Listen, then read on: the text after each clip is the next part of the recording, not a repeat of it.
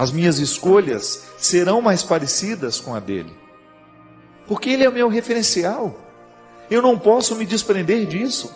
Se eu digo que sigo Jesus, eu preciso, é obrigação minha, ter os comportamentos e as atitudes dele.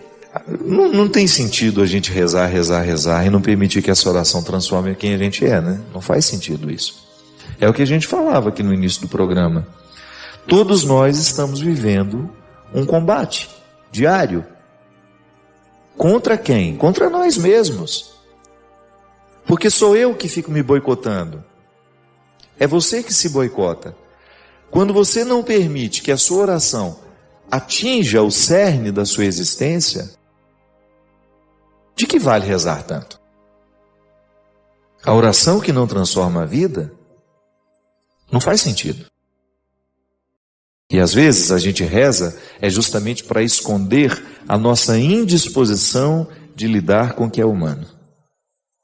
Eu preciso mexer aqui nas minhas misérias, e porque não tenho coragem de fazer isso, eu finjo que sou um beato.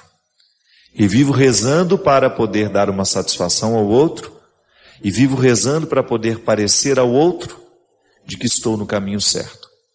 Quando na verdade o nosso alento não vem dessa exposição pública. Isso tem que ser o nosso compromisso. Às vezes a pessoa passa pela nossa vida uma única vez. Eu preciso deixar nela os registros do meu cristianismo. Às vezes a gente nunca mais vai voltar a encontrar aquela pessoa lá. Uma viagem que você fez. Você precisa deixar nela as marcas do seu cristianismo. Deus nos quer transformados, nele transformados. A proposta cristã é tão fantástica, tão bonita. Eu tenho como referencial Jesus e nele eu quero ficar transformado, quero ser parecido com ele. Você se recorda que quando você era criança e você admirava muito um super-herói, ou você admirava muito um professor, ou seu pai, a sua mãe, alguém que era adulto, que era maior que você, que tinha mais poder, você não tinha vontade de ser parecido com aquela pessoa? Quantas vezes você vai para o salão de beleza, né? Senta lá naquela cadeira e fala, eu quero ter o cabelo da Carolina Dickmann, né? Eu quero ficar parecido com fulano de tal. Isso é natural na vida humana. Mas pelo amor de Deus, queira parecer com alguém que verdadeiramente pode interferir no seu jeito de ser. Eu até admito a possibilidade de você gostar daquele cabelo e cortar igual, não é nenhum problema não. Mas queira uma semelhança mais profunda com alguém, e que esse alguém seja Jesus. Queira conhecê-lo, buscar as alturas. Esse tema que tantas vezes foi recorrente aqui, o buscar as coisas do alto, é também buscar as coisas de dentro. Minha gente, essa é uma carência muito grande nossa nos dias de hoje.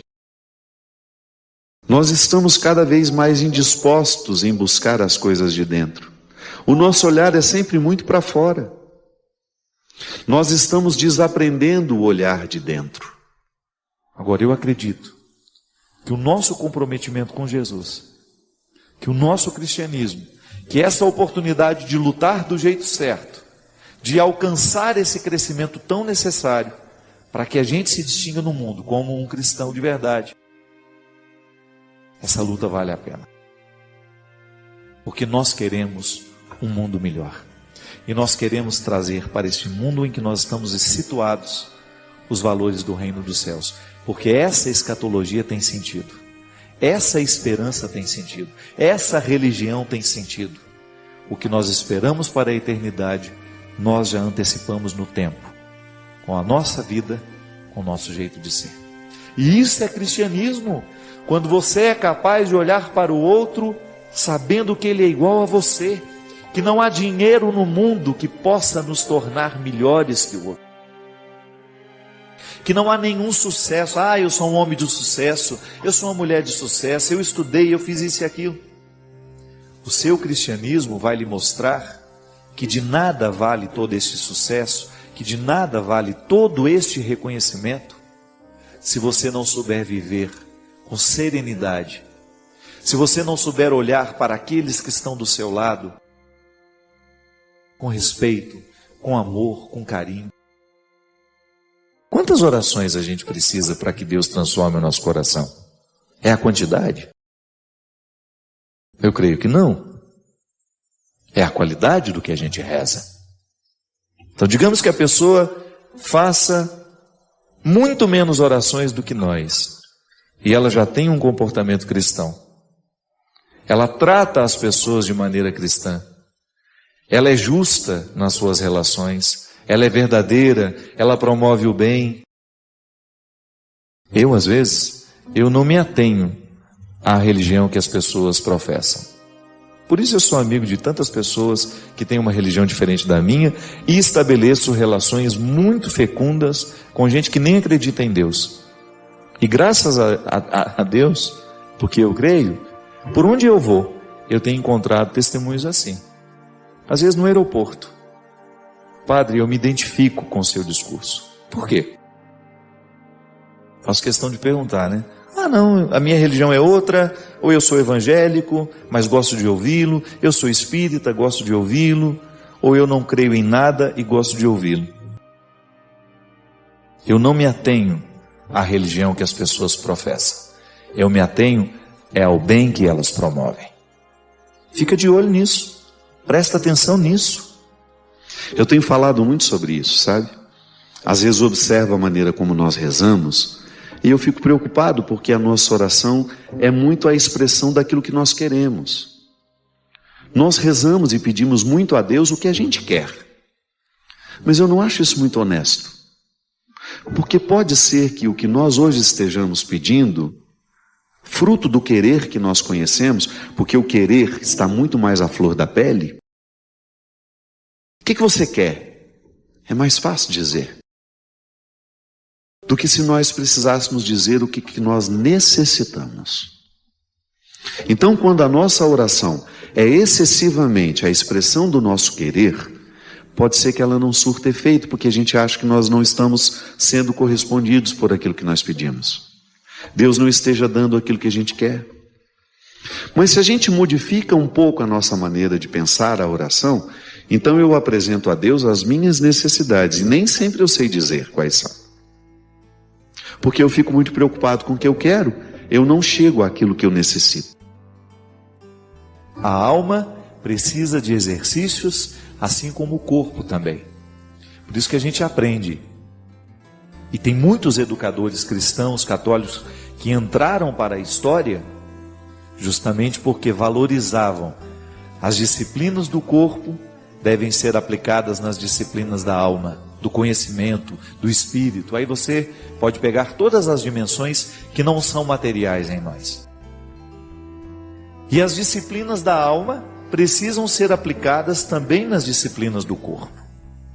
É a visão integral do ser humano como totalidade.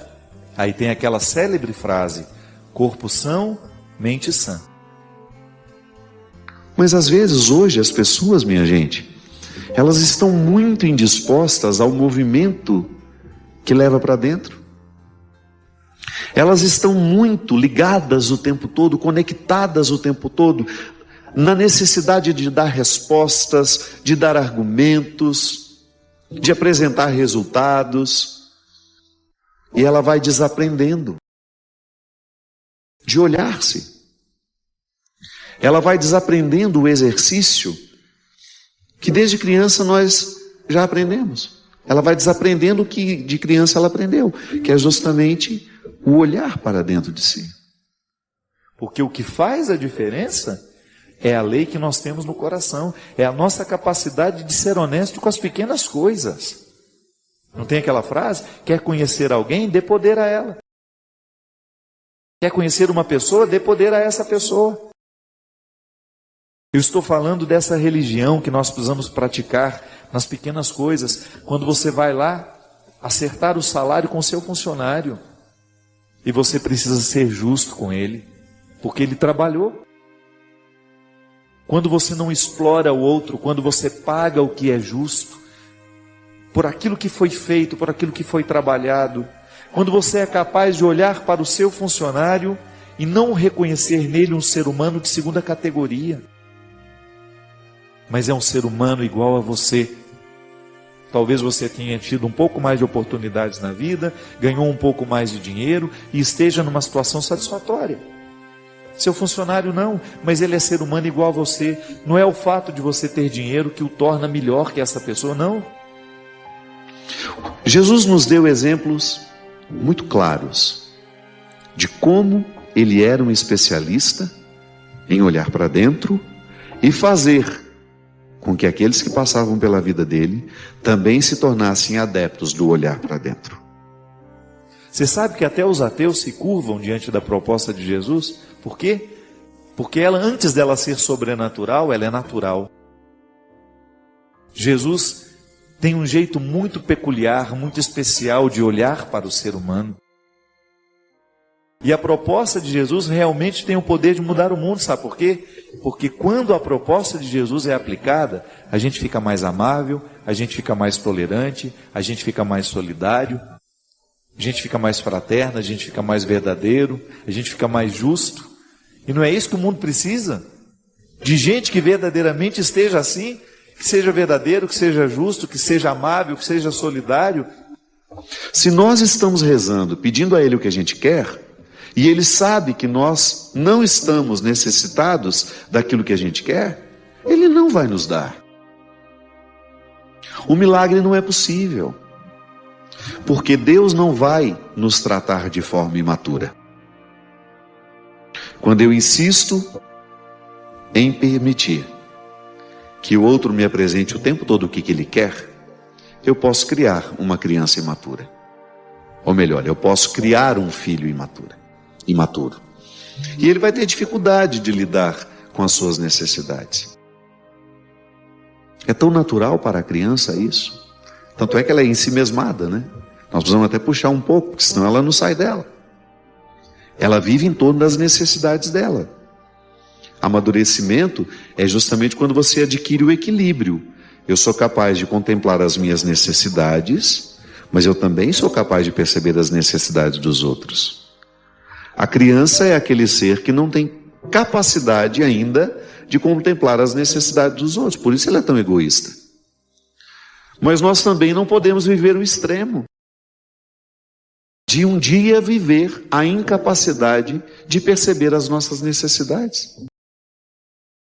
Jesus sobreviveu humanamente ao que de mais cruel o ser humano pode viver. Por quê? Ele era um homem especialista em olhar para dentro. Você pode dizer, mas ele era Deus. Não se esqueça que ele precisou enfrentar humanamente as realidades.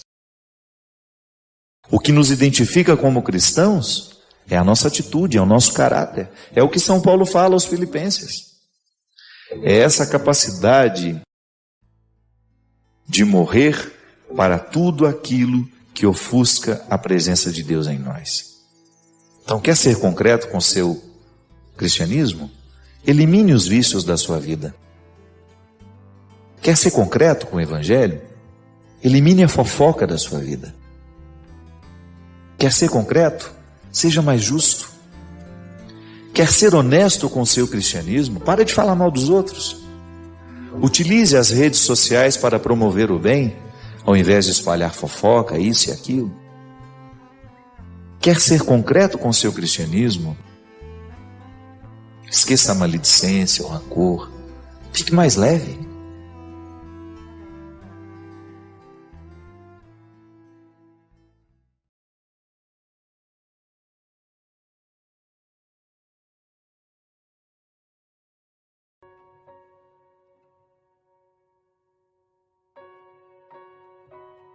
Quanto tempo nos resta para a gente ser quem a gente é? Não vamos ficar perdendo tempo com o não ser, ou com realizar o sonho do outro, porque ele me imaginou assim, assim, assim. Não. A vida é urgente e nós precisamos viver com muita disposição a oportunidade de ser hoje, aqui, neste momento. Muitas vezes nós não mudamos a atitude, é porque a gente não muda o jeito de pensar. É interessante como isso se dá muito na realidade quando eu tenho dificuldade de conviver com alguém. Se não muda o jeito como eu interpreto o outro, não vai mudar o meu jeito de tratá-lo. Eu esbarro nisso o tempo todo, minha gente. Você sabe muito bem, me acompanha, sabe o tanto que eu sou público, a minha vida me expõe o tempo todo. E eu preciso ter muita segurança no ser, para eu dar conta de fazer o que eu faço. E de vez em quando esbarra pela minha vida, através de uma carta, através de um e-mail, pessoas que não entendem o meu ser padre. É natural. Só que, no momento em que eu não sou interpretado do jeito como eu preciso ser, eu tenho todo o direito de estabelecer aquele limite. E muitas vezes as pessoas se aproximam de nós com um desejo tão ganancioso de serem as nossas administradoras, né? Por quê? Está te interpretando errado. Muitos casamentos dão errado por causa disso. Porque o marido interpreta a mulher como um bem de consumo. Não interpreta ela como um ser humano que tem vontades, que tem desejos, que tem sonhos. Então a atitude, muitas vezes, que cerceia, que agride, só vai ser modificada no momento em que o marido olhar para a mulher e interpretá-la de um novo jeito. Aí há liberdade. E na liberdade nós podemos ser irmãos, podemos ser amigos, podemos ser felizes, porque ninguém está impedido de ser. Em muitos momentos da sua vida você foi infeliz porque alguém negou o que você era. Não lhe deu a oportunidade de ser quem você era. Aí, minha amiga, é um desastre. Quando nós não somos interpretados de um jeito certo, quando o olho olha para nós, do mesmo jeito como ele olha para uma parede, ou para um quadro na parede, ou ele olha para nós como se fosse um objeto de decoração na vida dele, você corre o risco de estar sendo objetificado. Perdeu a identidade. Deixou de ser. Entrou na dimensão do fazer da maneira mais cruel que um ser humano pode entrar. Não há um outro jeito. Eu não sei, eu não posso ficar santo se eu não tocar nas minhas questões humanas, se eu não aprimorá-las. E modificar essas estruturas. Através de uma palavra, você de repente descobre que você está vivendo a condição de objeto. E que na condição de objeto, nenhuma felicidade pode ser possível à vida humana. E que nós não temos o direito de objetificar ninguém, nem tampouco aceitar ser o objeto do outro. É a vida. E é tão bonito quando nós descobrimos uns com os outros, né? Nossa, desculpa, eu estou te objetificando. Eu não estou deixando o seu ser livre. Eu não estou permitindo que você seja você. E o amor nasce disso, dessa capacidade de respeitar esses limites e de compreender que o outro está em processo de transformação, não naquilo que eu quero, mas naquilo que Deus quer para ele. Para isso nós nos amamos, não é? Eu, quando lhe quero bem, eu estou lhe proporcionando ser quem você é e, ao mesmo tempo, ajudando a retirar os excessos que prejudicam o seu ser. Viver a identidade é a gente, de alguma maneira, ter um referencial de quem a gente é e, a partir de saber quem a gente é, descobrir o que a gente deve fazer. Há sempre um ser que antecede o que faz. Isso é identidade. Assim como o médico. Ele é um homem, tem uma história e faz da medicina um exercício de ser. Não é verdade? Mas antes dele ser o médico, ele é aquele menino que foi educado lá no interior, ou foi aquele menino que cresceu na capital, filho de fulano, filho de cicrano, irmão de tal, daquele, deste. Há um ser que foi construído, há uma identidade que ele não perde. Ainda que a medicina o leve para conquistar muitos lugares do mundo, ele sempre terá uma raiz no ser. Ele é. E é isso que o identifica. Na verdade, quando nós entramos no consultório de um médico, de um advogado, de um profissional, aquilo que vai lhe atrair nele não é só o que ele faz com a profissão dele. Não é o tanto que ele sabe, não é o tanto que ele conhece da lei ou da medicina, mas é aquilo que ele é como pessoa. Porque aquilo que é faz a diferença no momento que ele faz. Você sabe fazer muitas coisas, mas sabe também, a partir dessa reflexão, que aquilo que você faz está totalmente tocado por aquilo que você é.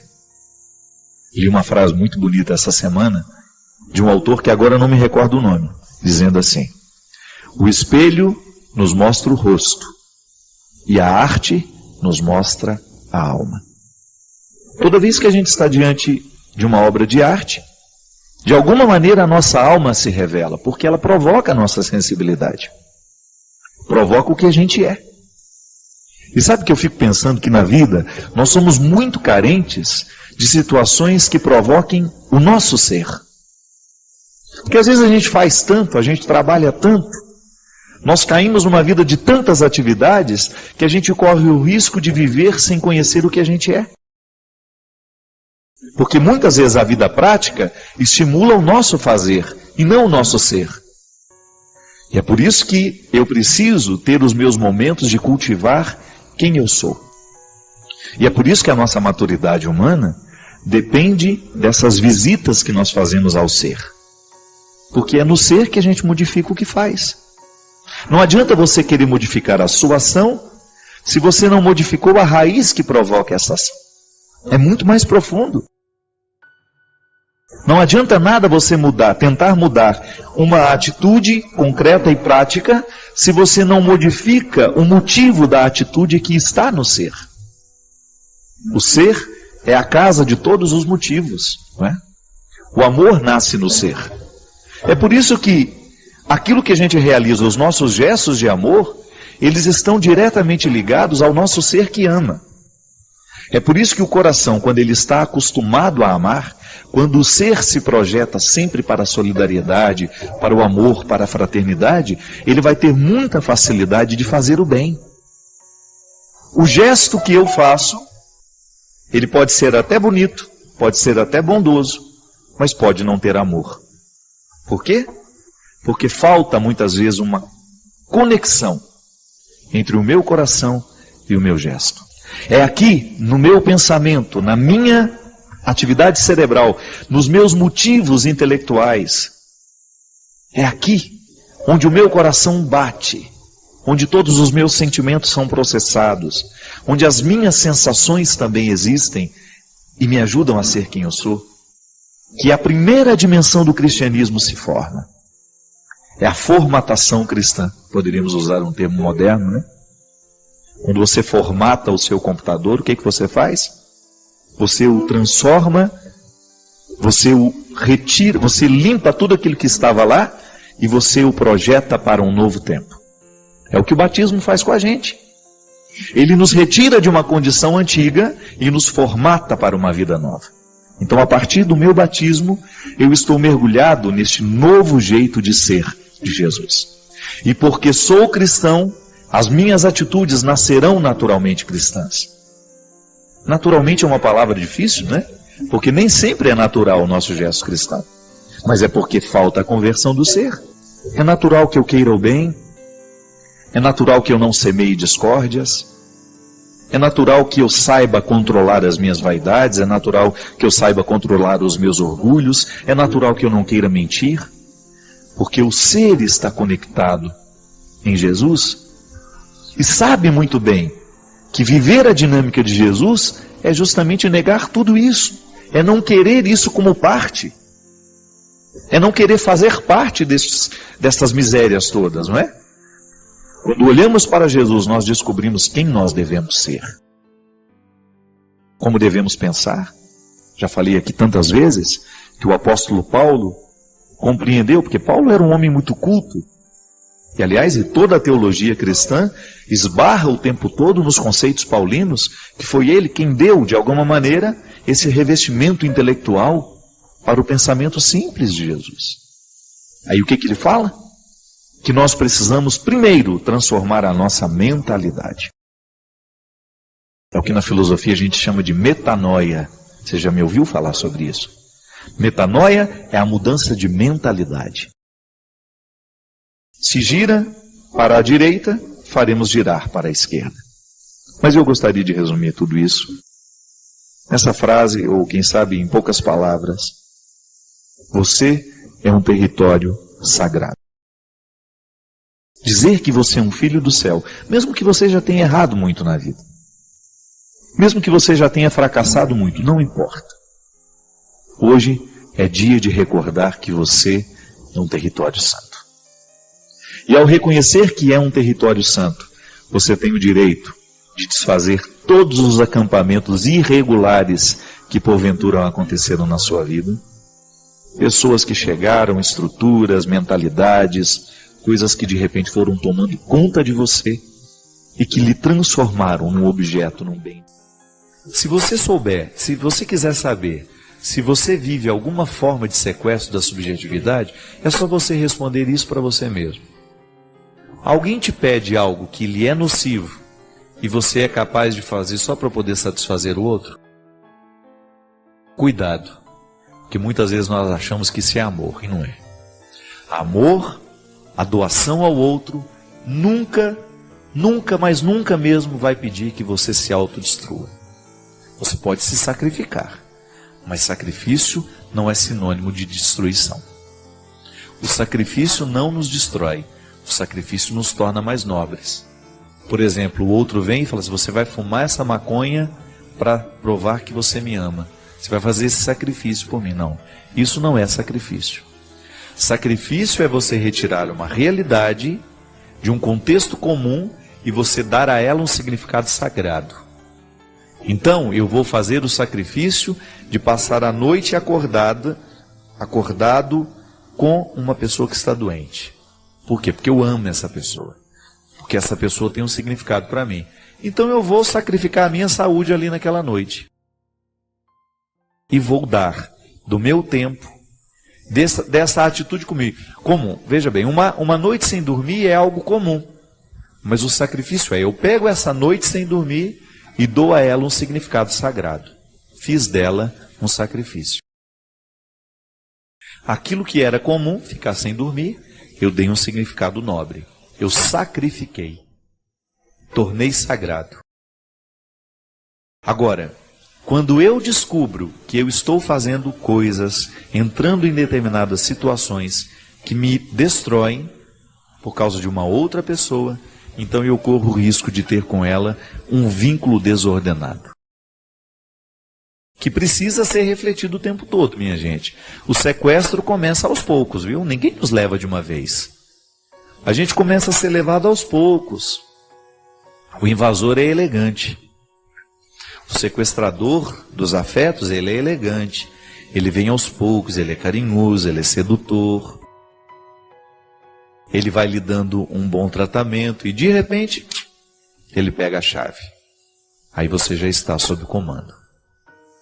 Relacionamentos humanos que podem ser dentro do casamento, dentro da amizade, nas relações de trabalho, em que você está se destruindo por causa do outro e você já não é mais capaz de dizer não, você já assume essa destruição como um projeto de vida, então você precisa de ajuda. Isso está muito presente nos namoros precoces. Por quê? Porque o adolescente não está muitas vezes preparado para o amor. Às vezes são tantos os conflitos ali e ainda tem que administrar um relacionamento a dois. Isso é um perigo.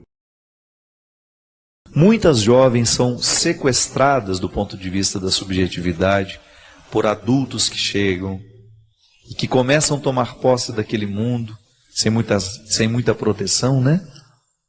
O adolescente, afetivamente, ele é inexperiente. Por isso essas paixões da adolescência são tão perigosas. Porque a pessoa fica cega. Fica cega. Então, cuidado. Toda vez que você descobre que você está vivendo um relacionamento que está lhe roubando, estabeleça os limites. Eu gosto sempre de dizer isso. O outro vai nos tratar do jeito que nós autorizamos. Toda vez que nós identificarmos que há um exagero da parte do outro, estabeleça seu limite. Esse território aqui é meu. Esse território aqui é sagrado.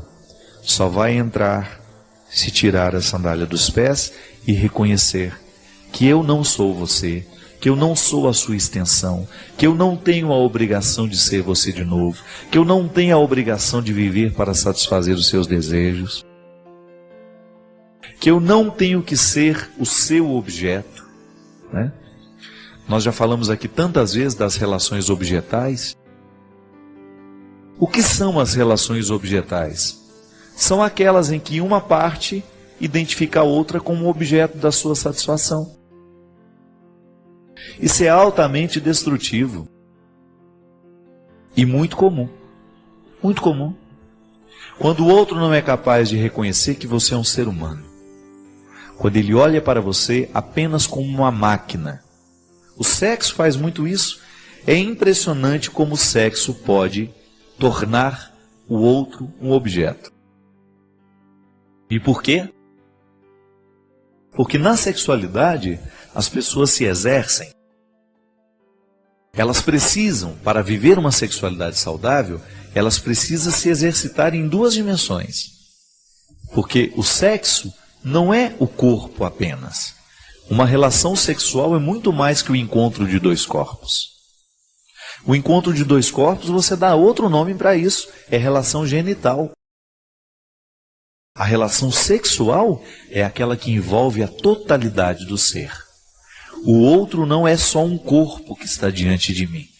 O outro é um ser que tem a dimensão do prazer sexual, físico, genital, mas que só tem sentido se for plenificado com o significado sexual da totalidade. É alguém que está sendo amado, é alguém que está amando. Mas nem sempre isso acontece.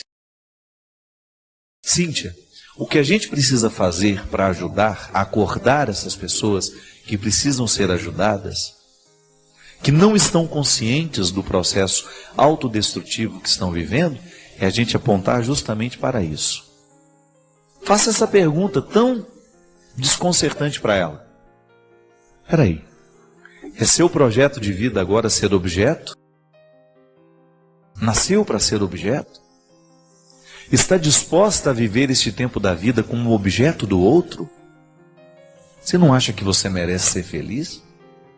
Você não acha que você merece quebrar essa cadeia de destruição que o outro está lhe impondo, trazendo uma série de coisas ruins, nefastas, nocivas? Acordar o outro para isso. Você já me ouviu falar sempre isso aqui, eu não perco a oportunidade. Toda vez que eu tiver a oportunidade de falar contra os vícios socializados e não socializados, eu vou falar, porque eu vejo nisso uma causa de destruição muito grande para as pessoas. Quantos jovens hoje estão perdendo a sua vida porque não são capazes mais de dizer não ao crack, à cocaína, à maconha. Se matam, minha gente. Roubam a própria família. Por quê? Porque perderam o amor próprio. Quando a gente perde o amor próprio, a gente é capaz de qualquer espécie de prostituição. E a gente se prostitui de diversas formas, não é só no corpo, não. A gente se prostitui na mente, a gente se prostitui no caráter. Quando eu me junto aos mentirosos para poder ter algum proveito. Quando eu começo a receber na minha vida situações abomináveis. E eu começo a fazer pacto com tudo isso. Estou me prostituindo. A gente precisa estar o tempo todo conscientes que nós não nascemos para projetos tão mesquinhos. Nascemos para muito mais. O projeto de Deus na nossa vida, na nossa história, é para muito mais. Nós não podemos nivelar por baixo. Deus sonhou para mim e para você situações muito mais nobres. Eu não quero desperdiçar as horas que tenho com mesquinharias. Eu não vou desperdiçar o meu tempo de comunicação com fofocas ou respondendo às agressões, não. Não quero dar tempo. Eu não quero dar do meu tempo. Não quero perder o meu tempo com aquilo que eu sei que não vai me construir, nem tampouco construir o que está se comunicando comigo. A opção pela vida, ela passa o tempo todo nas pequenas coisas. Hoje eu preciso assumir este papel. Eu sou o guardião deste território. E é com Deus que eu faço essa guarita. Essa sentinela, essa vigilância. Jesus dizia de maneira muito sábia aos seus amigos, referindo-se à chegada do reino, à escatologia, à volta. Vigiai e orai. Essa postura cristã. Eu preciso vigiar o tempo todo as minhas escolhas, eu preciso vigiar o tempo todo o que está acontecendo comigo, os relacionamentos que eu estou estabelecendo, quais são as influências que eu estou trazendo para a minha vida, qual é a mentalidade que eu estou permitindo que se misture na minha. E orar sobre isso, refletir, vigio e reflito. E se preciso for, mudo de rumo, mudo de foco. Porque não posso perder tempo. Você não pode perder tempo. Você não tem o direito de infelicitar o projeto que Deus tem para você, que é maravilhoso. Não pense que Deus pensou pequeno em você. Deus pensou muito grande com você. E tudo aquilo que Ele espera de você está aí dentro de você. Só precisa fazer florescer, só precisa fazer frutificar. Só quem já provou a dor, quem sofreu se amargurou, viu a cruz e a vida em tons reais. Quem no certo procurou, mas no errado se perdeu, precisou saber recomeçar.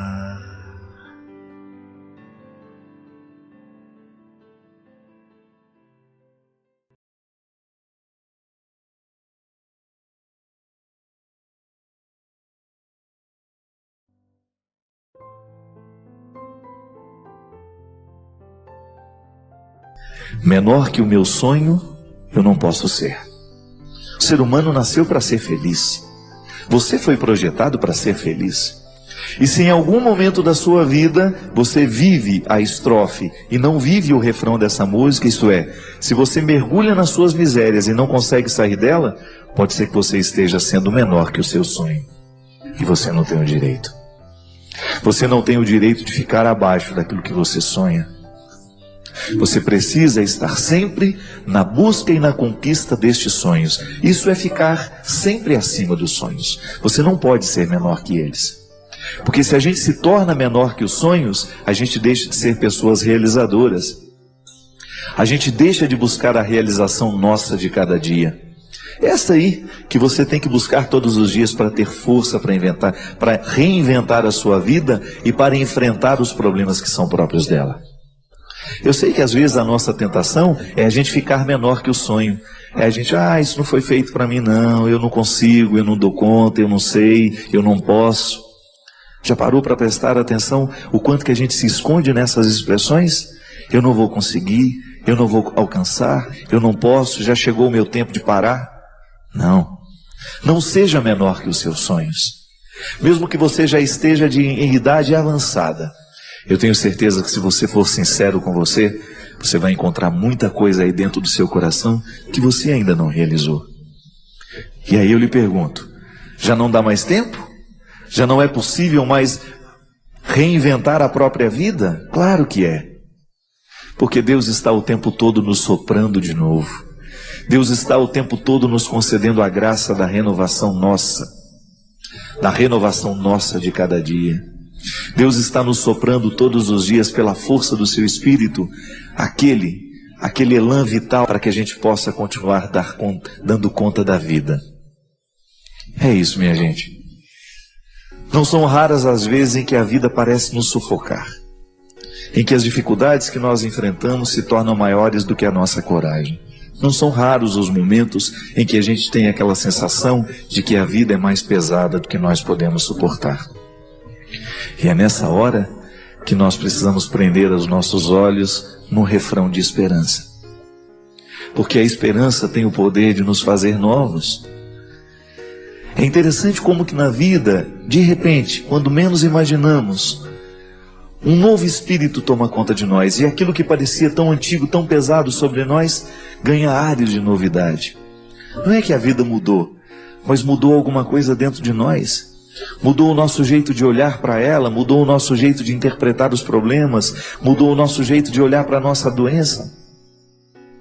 Aquelas pessoas que enfrentam as suas enfermidades, você tem duas maneiras de olhar para elas. Ou você enfrenta como um tempo desagradável, cheio de limites, ou você enfrenta com um tempo de possibilidades. Ou você enfrenta como a minha doença me ensina. O que ela me ensina? A lidar com os meus limites, a compreender um pouco mais os limites dos outros. Porque se a minha doença não me humaniza, eu não sei o que nessa vida vai ser capaz de me humanizar. Eu tenho uma amiga que enfrenta sérios problemas de saúde. Mas quando você olha para ela, você quase não percebe. E outro dia, passando numa loja, ela estava comigo nessa loja, olhamos algumas coisas que eu precisava ver e fiquei de voltar depois. E hoje eu tive a oportunidade de voltar naquela loja. E qual foi a minha surpresa? Que a vendedora olhou para mim e disse assim: cadê aquela sua amiga que veio junto? Eu disse: hoje ela não pôde vir, está trabalhando. A menina me disse assim: nossa, ela me transmitiu tanta coisa boa, ela me pareceu ser uma pessoa tão feliz, ela me pareceu ser uma pessoa tão realizada. E eu não tive dúvida em contar naquela hora das grandes dificuldades que a minha amiga enfrentava. E eu fui contando tudo que a minha amiga tinha, tudo que ela estava passando nos últimos tempos, de enfermidades físicas, e pude observar nos olhos daquela vendedora que me conversava comigo, que me atendia naquela hora, as lágrimas querendo descer. Imediatamente ela chamou a colega que trabalhava na loja e me disse assim, e disse para ela: nossa, se você visse como ela é, você jamais imaginaria que aquela pessoa passa pelas dificuldades que passa. Sabe qual é o segredo? Eu saí da loja orgulhoso da minha amiga. O segredo é que ela nunca fica menor que o sonho dela. O segredo é que ela nunca permite que a sua enfermidade se torne maior que as suas esperanças. O segredo dela é que ela continua acreditando no olhar de Jesus. Ela não se desprende dele por nada nesse mundo. Ela não presta atenção no câncer que tem. Ela presta atenção no Deus que lhe empresta a vida a cada dia. E a ela não importa quanto tempo ela ainda tem nessa vida. A ela importa é a qualidade de cada instante. Ela não fica pensando nos meses que virão, nas dificuldades que enfrentará, ou se ainda terá quanto tempo de vida. Ela não fica se prendendo nisso.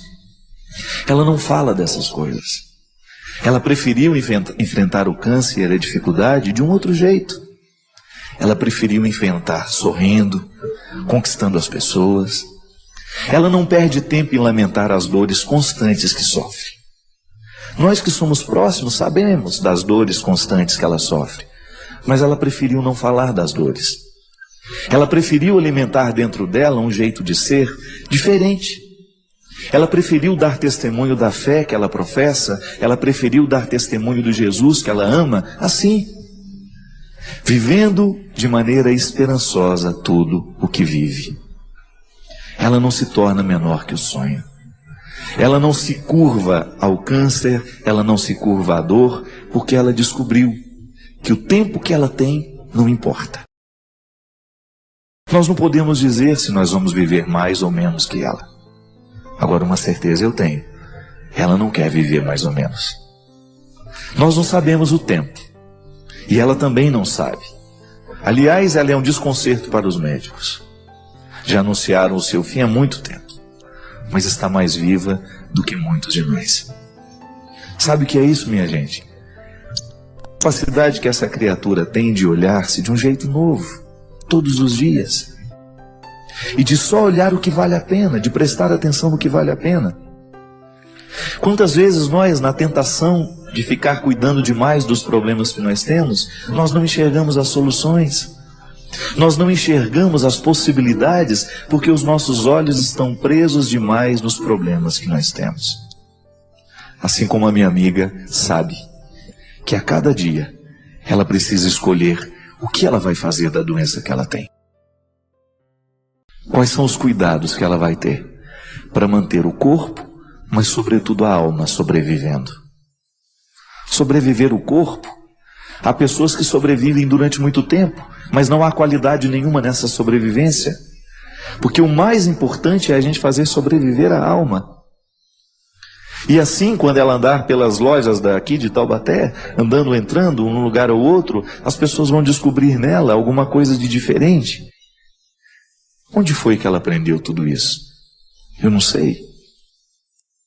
Onde foi que ela de fato encontrou forças para estabelecer com a vida um pacto?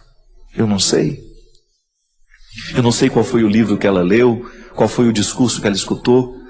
O que eu sei é que Deus é inevitável na vida dela. Deus é aquilo que dá sustento o tempo todo. As outras coisas eu não sei dizer. Mas quando a gente percebe nos olhos dela um Deus que não a deixa morrer antes da hora, a gente já começa a acreditar no significado da ressurreição. A gente começa a entender como é que o sofrimento pode lapidar uma pessoa e pode torná-la ressurreta mesmo antes de ter morrido. Porque eu vou te confessar uma coisa, ao conviver com ela, às vezes eu tenho a sensação de que ela já ressurgiu antes da morte.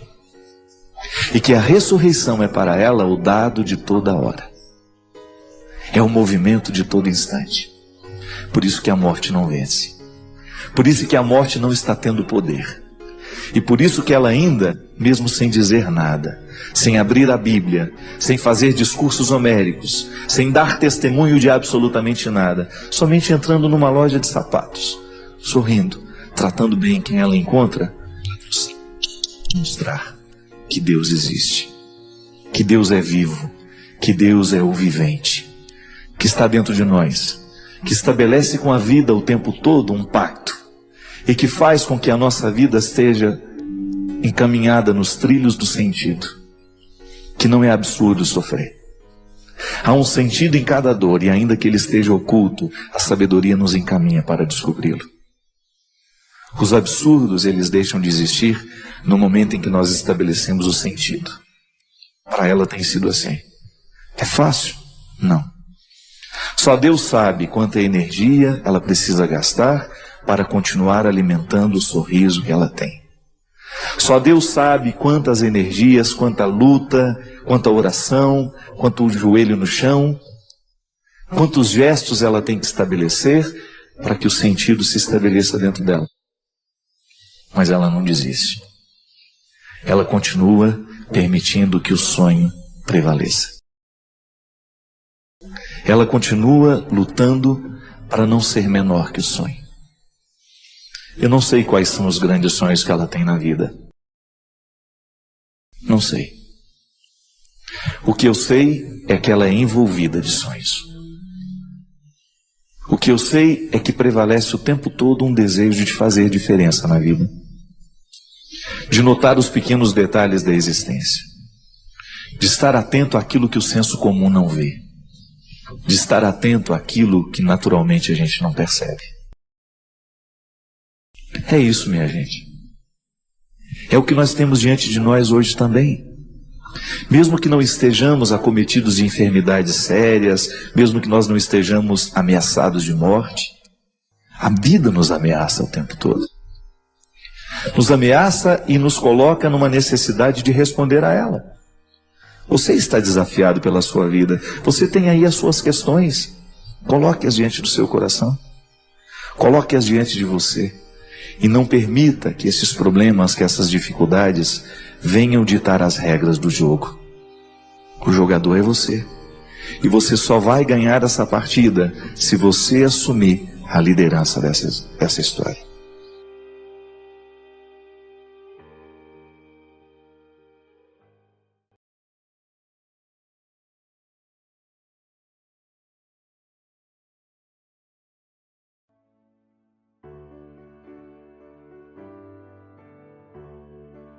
Não é possível chegar a este lugar que todos nós queremos.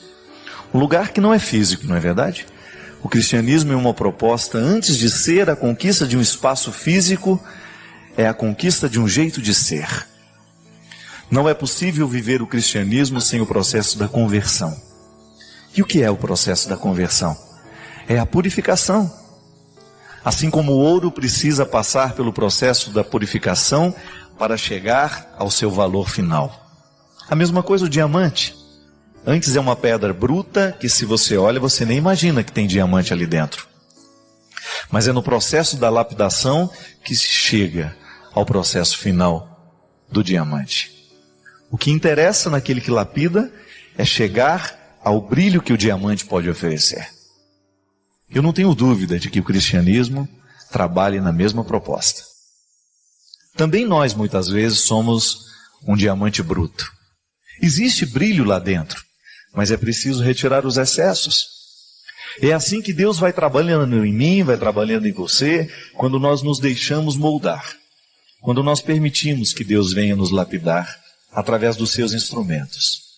Às vezes é uma pessoa que passa pela nossa vida, nos dá um conselho, nos dá uma dica. Às vezes é um amigo do dia a dia, que está comprometido com o nosso processo de melhoria humana. Às vezes é uma pregação que a gente escuta, às vezes é uma palavra do padre, do pastor, de um líder religioso que tem alguma autoridade sobre nós. Deus tem muitas formas de nos lapidar. Deus tem muitas formas de nos retirar os excessos. E às vezes a própria vida se encarrega de fazer isso. Você já deve ter experimentado isso.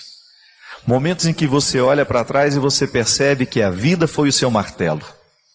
Foi ela que deu os golpes para que você pudesse chegar ao brilho que você tem hoje.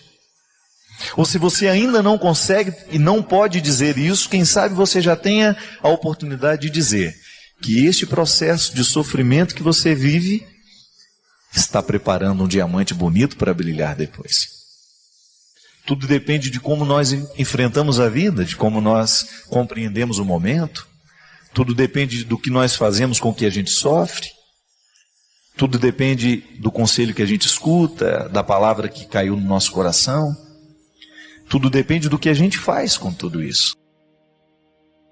Uma coisa é certa: Deus quer acontecer na nossa vida. Não importa o quanto a gente já tem errado até o dia de hoje, não importa o quanto as coisas tenham dado errado, não importa o quanto a gente tenha sofrido. O importante é a gente saber que nós estamos vivendo esse processo de melhoria. Alguns um pouco mais avançados, outros menos. Tudo depende do quanto que a gente deixou essa palavra de Deus trabalhar em nós, os acontecimentos. Um ser humano, ele fica diferente dos outros à medida em que ele consegue ser lapidado, em que ele se deixa lapidar, em que ele utiliza um instrumental de Deus que está na história para ele ser transformado.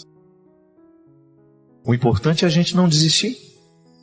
Se de repente hoje você chega à conclusão de que o brilho está muito escondido dentro de você, não caia na tentação de desanimar. Acelere o processo. Faça o brilho vir mais rápido. Ou então tenha paciência. O brilho vai chegar. Mas o mais importante é a gente ter consciência de que esse processo de Deus em nós tem que ser todo dia. Hoje, antes da gente dormir, nós precisamos melhorar alguma coisa dentro de nós. É assim que Deus acontece no mundo, quando o ser humano se dispõe a ser melhor. Há um teólogo que me chamou muita atenção. O nome dele é André Torres Queiruga.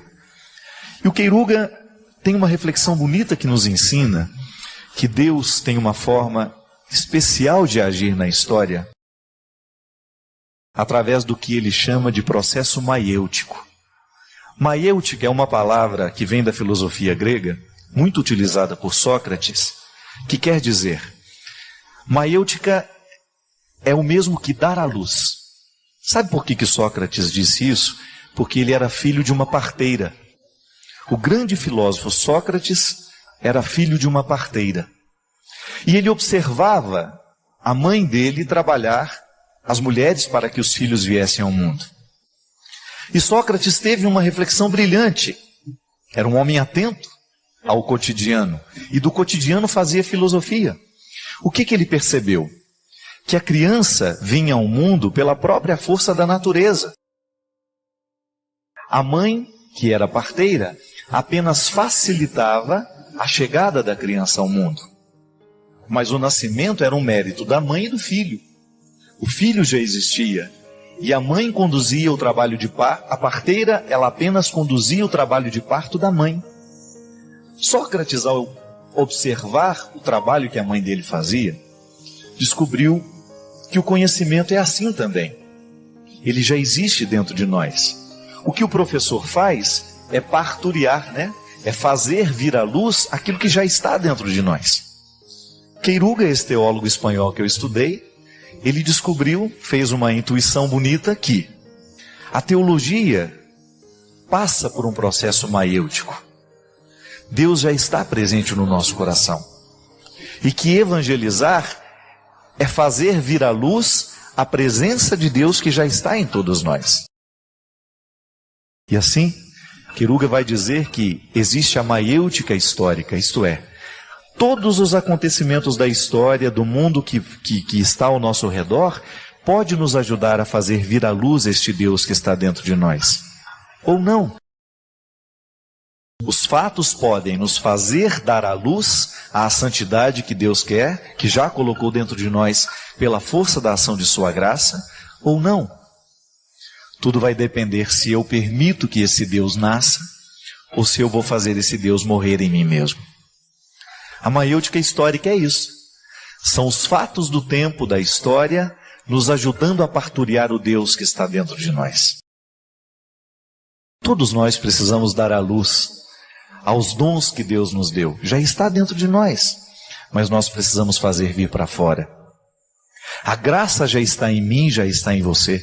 Maravilhoso pensar isso, que a mesma graça de Deus que agiu no coração de Santa Teresinha, age no meu coração e age no seu. Com uma diferença.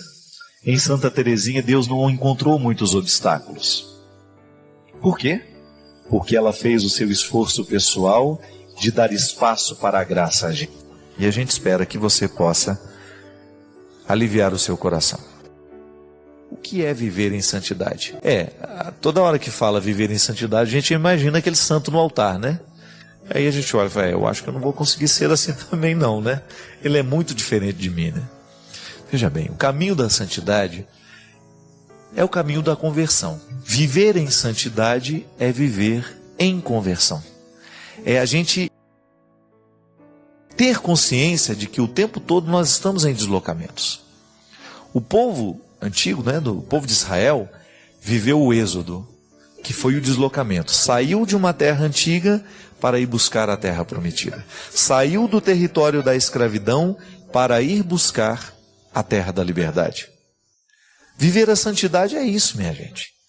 É nós aceitarmos o deslocamento. Eu me desloco de uma realidade antiga para uma nova, de um momento de tristeza e de depressão para um momento de libertação e de alegria.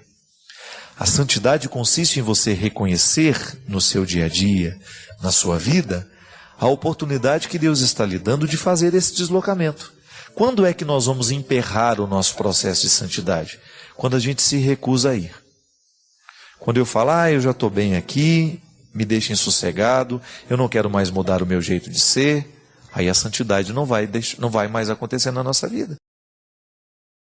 Essa força de Deus agindo em nós, Deus age em nós pela força da sua graça, é justamente para nos convencer de que nós ainda precisamos buscar um lugar novo. Todos nós. Descobrir no nosso dia a dia um motivo, eleger no nosso dia a dia um motivo que nos faça andar, que nos faça ir buscar, que não nos acomode. Como eu dizia aqui no início do programa, né? Eu, num determinado momento da minha vida, eu interpretei a santidade como um estado de chegada, né? Eu achei que eu já tinha chegado. Que aquela conversão bonita que eu estava vivendo era tudo que eu poderia receber de Deus. Então, por isso que eu olhava para todos com um pouco de desprezo, né? Eu me sentia muito privilegiado, já cheguei, já estou no lugar que Deus preparou para mim. Não é bem assim.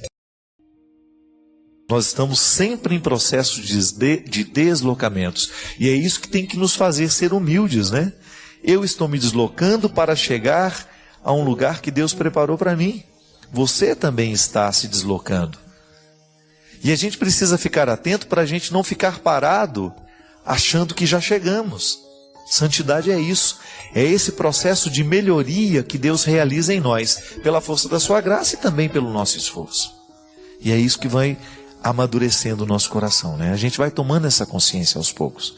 Hoje eu posso ser melhor, hoje eu quero ser melhor, hoje eu quero escolher um pouquinho melhor a vida, eu quero fazer opções melhores. Isso é ser santo. É você viver a coerência do sonho que você tem para você com o sonho que Deus tem para nós. É a gente adequar isso, tendo sempre diante dos nossos olhos que não é o sonho de Deus que tem que se adequar ao nosso, mas é o nosso que tem que se adequar ao sonho dele. E fique tranquilo, viu? Se você tem diante do seu coração o propósito de buscar o ser humano que Deus quer que você seja, você pode ter certeza que você não vai se enganar. Você não vai se arrepender. Deus não projeta porcaria, não. Deus só projeta gente boa. E eu tenho certeza de que toda a humanidade está mergulhada nesse projeto. Deus projetou todo mundo de maneira muito bonita. A gente não consegue ser isso, a gente para no meio do caminho, porque muitas vezes nós desanimamos da luta. E achamos que já está bom isso que a gente alcançou. Não. Esse ser humano que você foi hoje pode ser melhor. Que isso não lhe desanime, mas que isso lhe encha de esperanças. Acordar amanhã com o propósito de fazer acelerar essa santidade de Deus na sua vida. Eu tenho convicção, minha gente, que às vezes há dias em que a gente evolui anos e anos. Há dias em que a gente assume de maneira tão interessante, tão séria, esse processo de santidade, que Deus avança muito conosco. E quando você sente, nossa, é interessante isso, né? Eu mudei. Já não estou mais pensando de maneira tão mesquinha, já não estou tão ciumento, já estou mais livre. Você avançou. Quando você percebe que Deus quebrou algumas barreiras e você aceitou que Ele quebrasse. Você acolheu essa graça transformadora. Eu era antigo e agora sou novo. Deus teve uma chance naquilo que era antigo dentro de mim. Agiu, mexeu, e eu descobri que ainda dava tempo, e eu corri atrás, e eu fui fazendo os meus esforços, e eu fui dando passos na direção desta novidade. É o mesmo que aconteceu com os apóstolos, é o mesmo que aconteceu com todos os santos. Santidade é isso. É a gente deslocar daquilo que é antigo para chegar àquilo que é novo. É a gente aceitar o sonho de Deus e tomá-lo nas nossas mãos e olhar sempre para Ele e dizer, é lá que eu preciso chegar. É nessa terra prometida que os meus pés precisam ficar. Não desanime, não. Olhe para tudo aquilo que hoje pode ser transformado e aceite essa transformação. Peça a Deus a graça de que o seu coração seja vivo, de que ele seja transformado, de que ele seja restaurado nas pequenas coisas, para você ter essa sensação boa que faz a gente dormir feliz. Hoje, Deus teve a oportunidade na minha vida.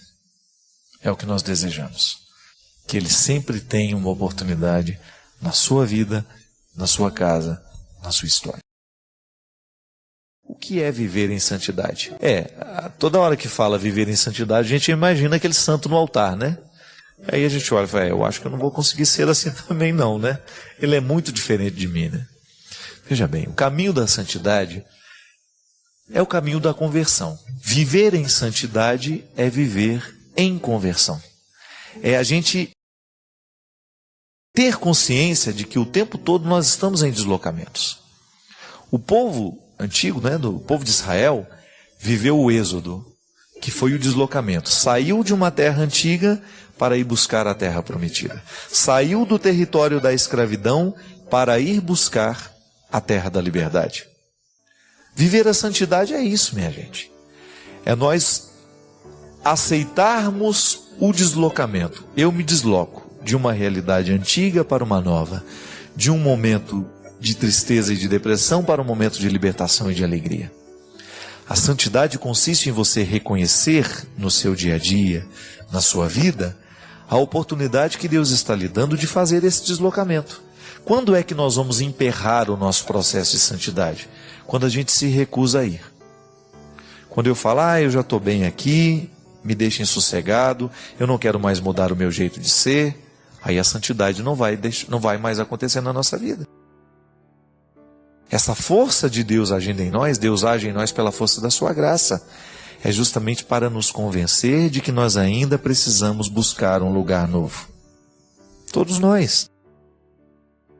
Descobrir no nosso dia a dia um motivo, eleger no nosso dia a dia um motivo que nos faça andar, que nos faça ir buscar, que não nos acomode. Como eu dizia aqui no início do programa, né? Eu, num determinado momento da minha vida, eu interpretei a santidade como um estado de chegada, né? Eu achei que eu já tinha chegado. Que aquela conversão bonita que eu estava vivendo era tudo que eu poderia receber de Deus. Então, por isso que eu olhava para todos com um pouco de desprezo, né? Eu me sentia muito privilegiado, já cheguei, já estou no lugar que Deus preparou para mim. Não é bem assim. Nós estamos sempre em processo de deslocamentos. E é isso que tem que nos fazer ser humildes, né? Eu estou me deslocando para chegar a um lugar que Deus preparou para mim. Você também está se deslocando. E a gente precisa ficar atento para a gente não ficar parado achando que já chegamos. Santidade é isso. É esse processo de melhoria que Deus realiza em nós, pela força da sua graça e também pelo nosso esforço.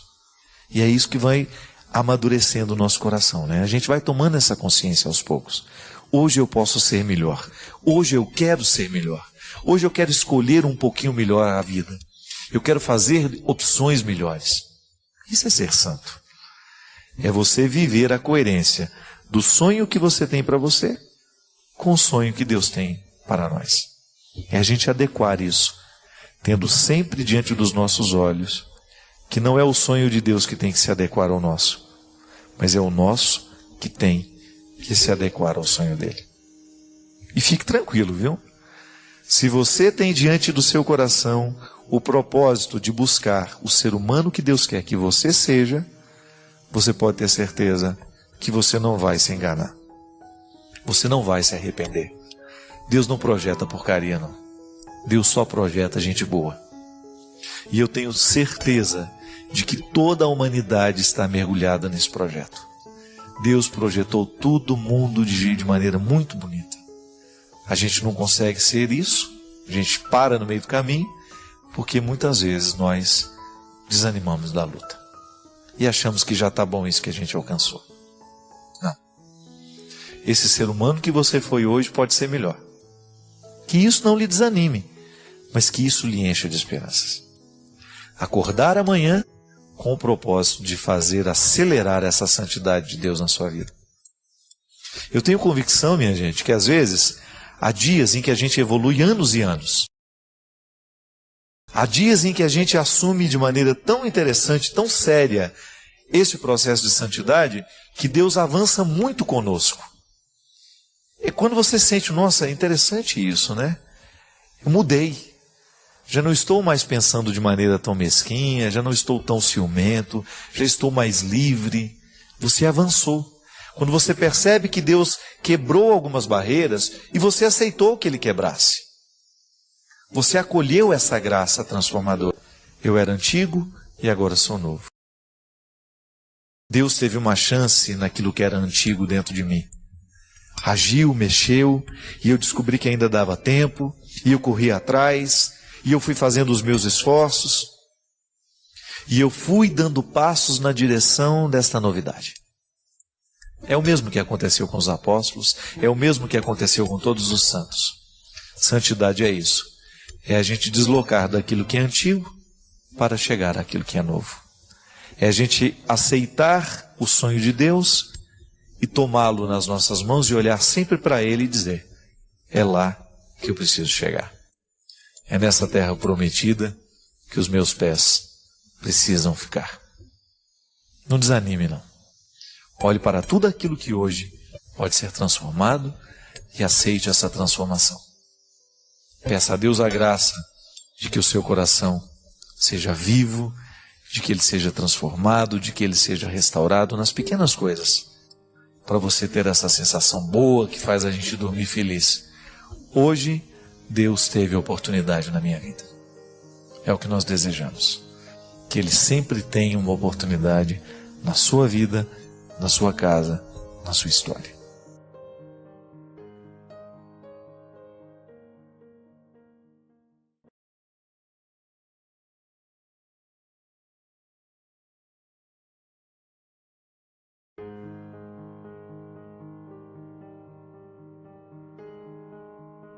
Quando eu falava para vocês que essa encarnação do Verbo em nós, ela nos coloca dentro de um caminho de sabedoria.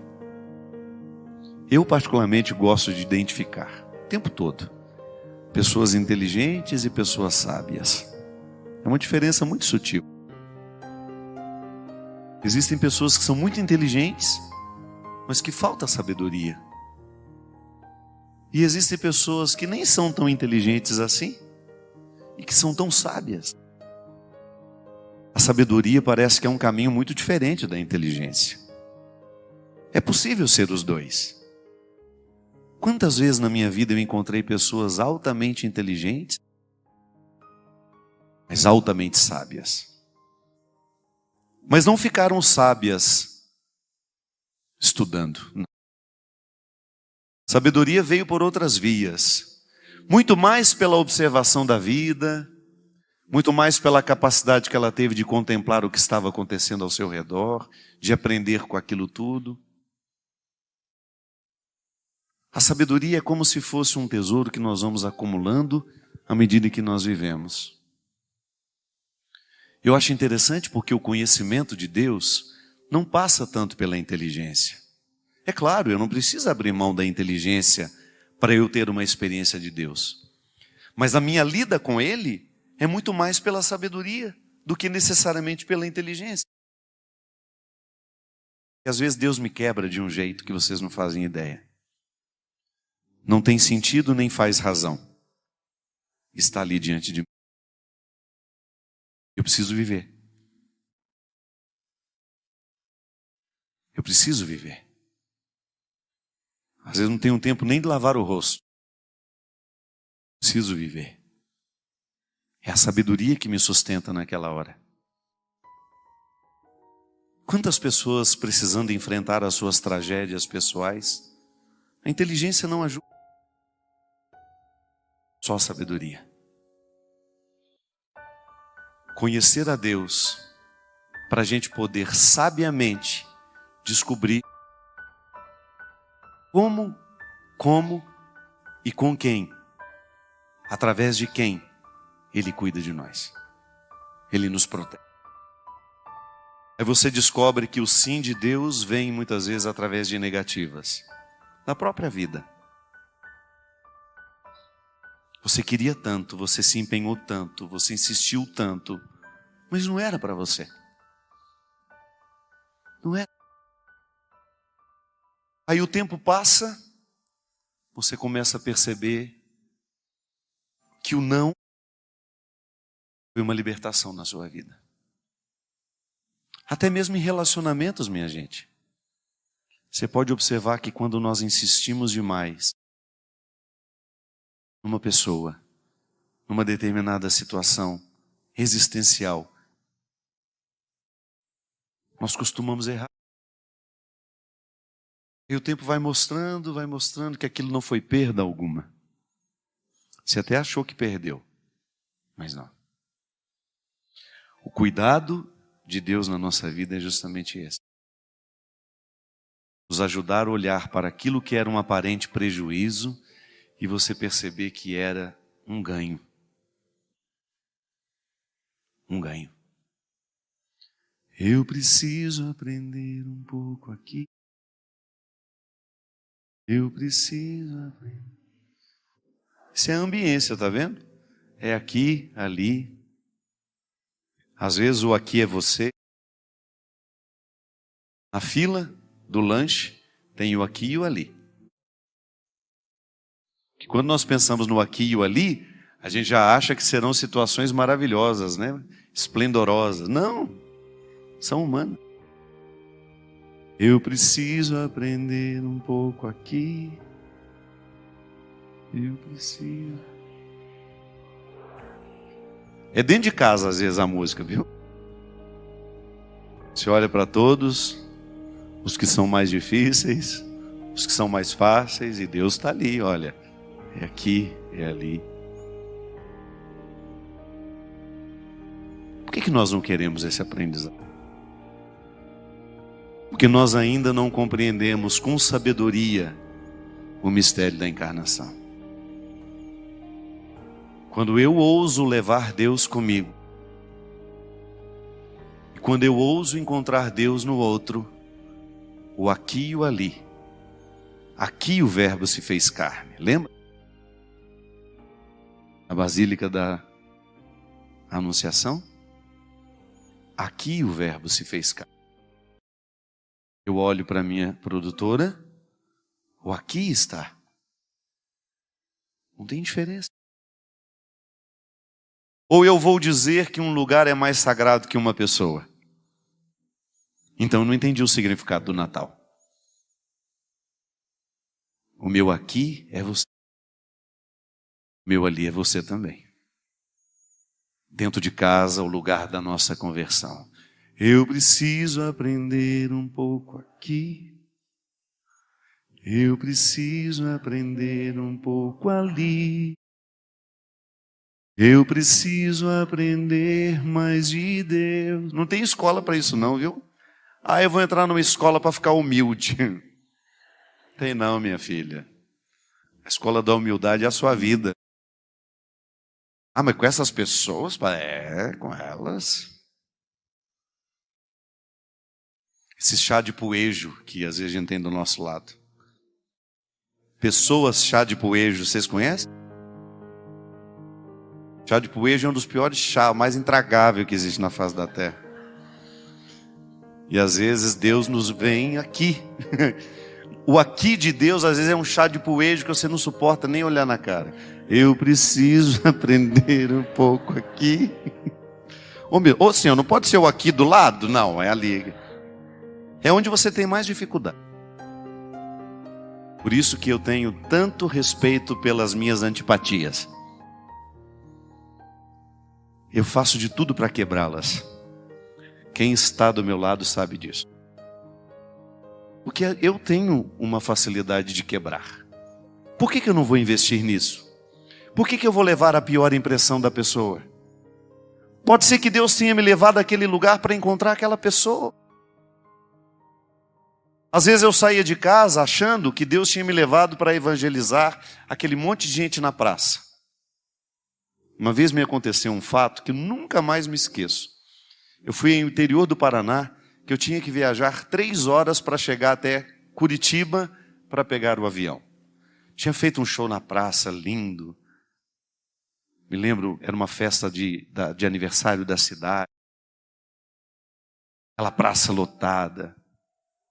Quando terminou, eu fui ao hotel, tomei um banho. Naquela época eu nem viajava com assessores, viajava sozinho.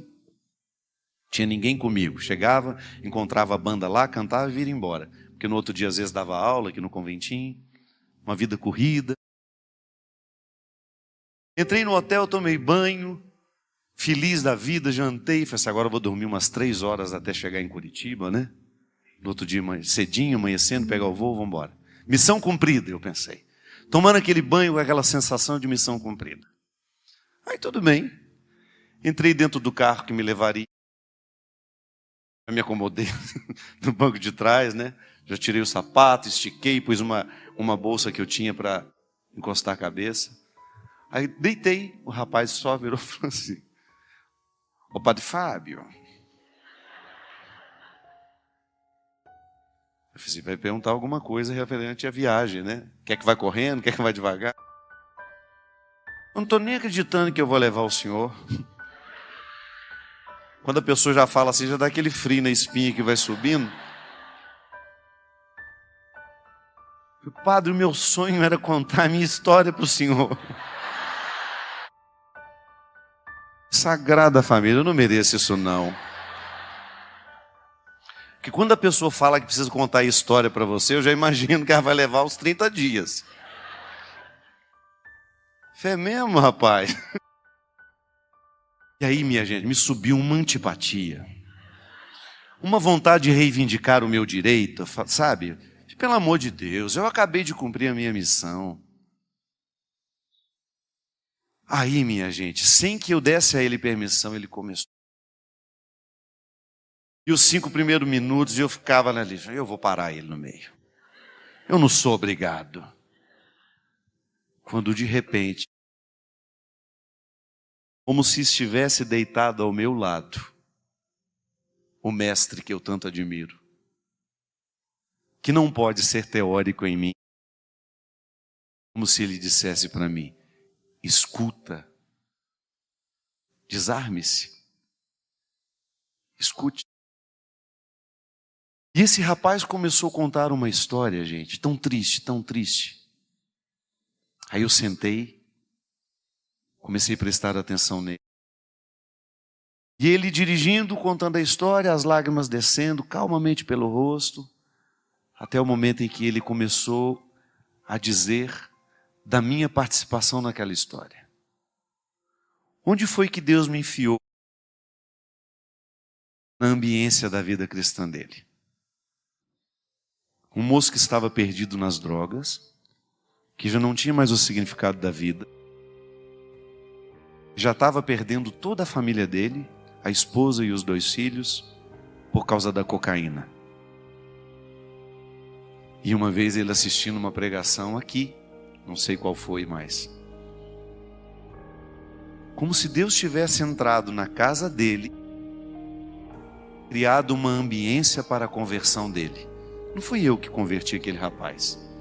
Eu apenas despertei aquele rapaz do sono, da letargia em que ele estava. Para finalizar a história aqui, ele terminou de me contar a história quando nós estávamos chegando em Curitiba. Nós chegamos no aeroporto. Ele abriu a porta do quarto, do carro, me abraçou, me agradeceu por ter escutado. E eu muito emocionado com tudo aquilo que tinha ouvido. Meu filho, quem agradece sou eu. Quem agradece. Eu tchau, nunca mais vi esse rapaz. Eu me lembro que quando eu peguei a minha bolsa, quando eu me encaminhei para o é que eu identifiquei qual era a missão que Deus tinha me dado naquele dia. Não era o show, não era a praça, era o rapaz. Ele era o meu, ele era o meu ali. Mas se eu não presto atenção, eu não vejo.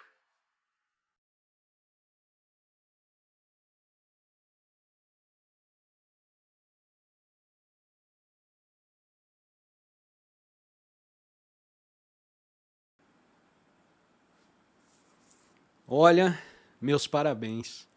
Você escutou esse vídeo até o fim. E, sinceramente, não é todo mundo que faz isso. Isso mostra que você está buscando mais do que apenas distração. Curta, comente de onde você nos acompanha, dá uma olhadinha nos outros vídeos e links aí da descrição. E pode ter certeza que tem muito mais por vir. Valeu? Um grande abraço a todos e até o próximo vídeo. Tchau, tchau!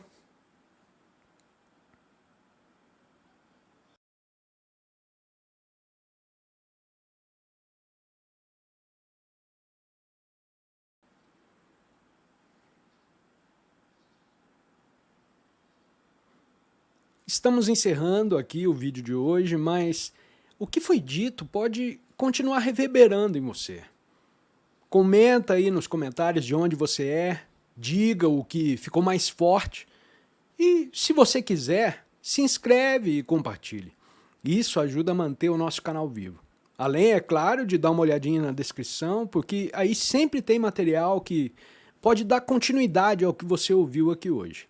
Valeu, um grande abraço e até o próximo vídeo. Tchau, tchau!